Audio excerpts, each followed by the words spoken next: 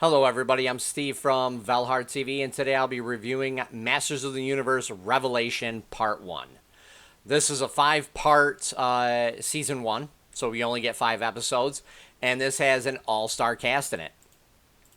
We get Sarah Michelle Gellar, we get Chris Wood, Lena Headey, Mark Hamill.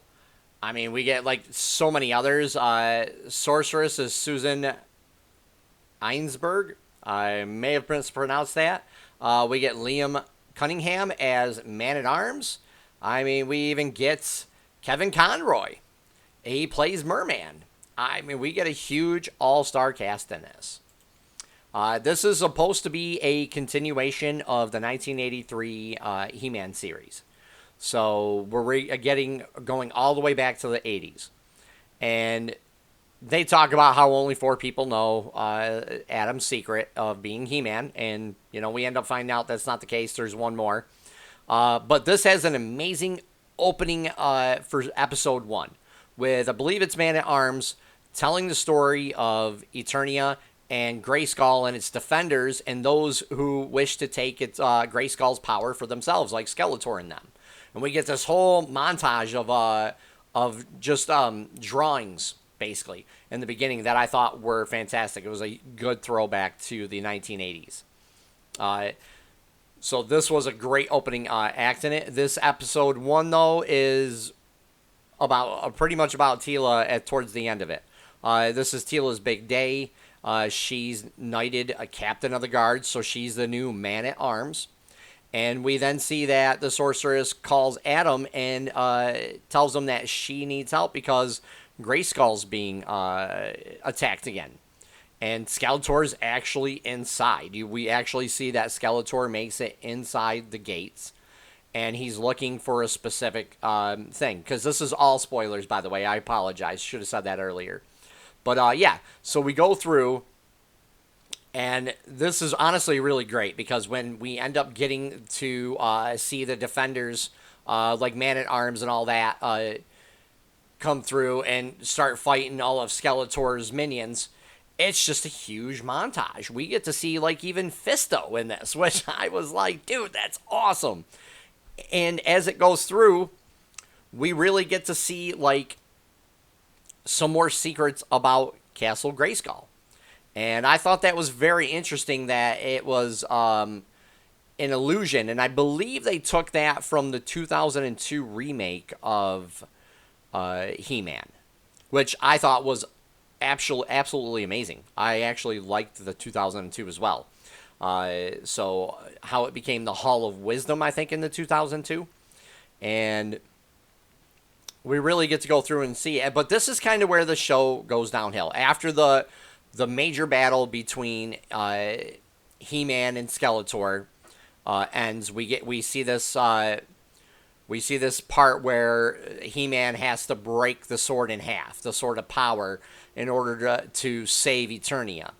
And as he does that, he turns back to Adam. And Teela's down there and sees it. And she freaks out. She's, like, upset. And as Man-at-Arms tells King Randor and Queen Marlena that He-Man died, we see that Queen Marlena knows that it's Adam because she tells Randor that they lost her son, and Randor freaks out and says, "Well, Man-at-Arms, you're stripped of your title. Get out. I ever see you again, I'll have you executed." And then, but none of them could even mourn because Teela freaks out and makes it all about herself. So this is where she really gets kind of whiny because she freaks out on everybody and yells at them for lying to her all this time, and that she can't trust them, and she doesn't know who any of them are, and she quits. She stops being the Man-at-Arms, the captain of the guard, and she leaves and disappears. So I was kind of like, wait, what? I'm like, wouldn't people normally understand that type of stuff? But they've used this same trope in superhero shows for years now. They did it in The Flash and others as well, where as soon as somebody learned the secret identity, they're like, I can't trust you. You lied to me. And the people are, the superheroes are like, well, I lied to you to protect you because you're going to become a target now. if these people know you know my secret identity, they're going to come after you. And people don't seem to care. They're like, well, so what? You should have told me. And it's like, I wouldn't want to know if I was a person. I'd be like, I don't know nothing, man. I don't know who you are. I'm like, why don't you just, punch me, knock me out? And I'll be like, I don't know nothing. Because why would I want to be a target? You know what I mean? And that's why these people lie all the time, and it's all these superheroes lie all the time because they don't want the people they care about being targeted. But that's not, but nobody seems to care. In real life, I think people would be more understanding, but hey, that's just me. So that's where the show starts to go downhill. And as we see the second episode, we see that Teela has shaved her head, side of her head. She's got a girlfriend because there's a lot of queer baiting in this with her and her friend that she's always with. And honestly, they act like they're a couple. So we really get that. There were some good stuff in this 5 parts I actually liked. There was some really good nostalgia in it and some good throwbacks. But I feel like they relegated the lore and like the male characters to the back burner, to the background, in favor of Teela and Evelyn and the girls, basically. There is, again, a lot of queer baiting in this. And they also make Adam feminine in this, too. So I was kind of like, wait, what? And in several of the episodes, Evelyn and Teela literally talk about their exes. Like, they apparently dated Adam and Skeletor, which they never did in the original series. They never did in the remake either.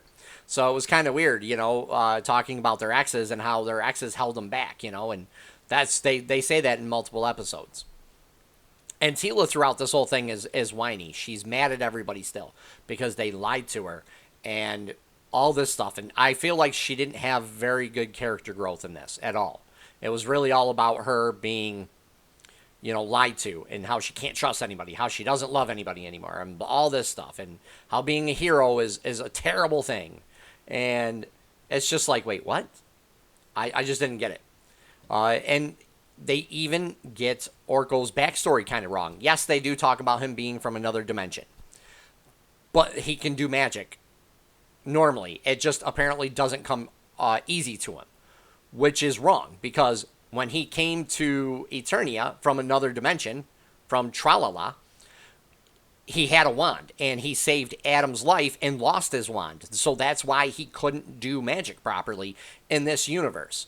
So it was very odd to sit there and watch him do magic, but he just sat there and was like, well, I'm a guy, so I just don't get it. It doesn't come easy to me. And I was like, wait, what? He needed a wand. He needed his wand. He couldn't find it. He lost it, and they never found it again. So that was the biggest thing. And he sounded like a 5-year-old being like, please take me, and I'm like, wow, man, that's sad. Very sad.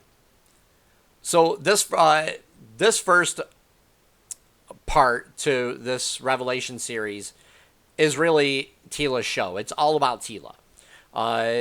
There are no strong male leads, and there are no support male characters either in this. It's all the girl power. It's all relegated to the background.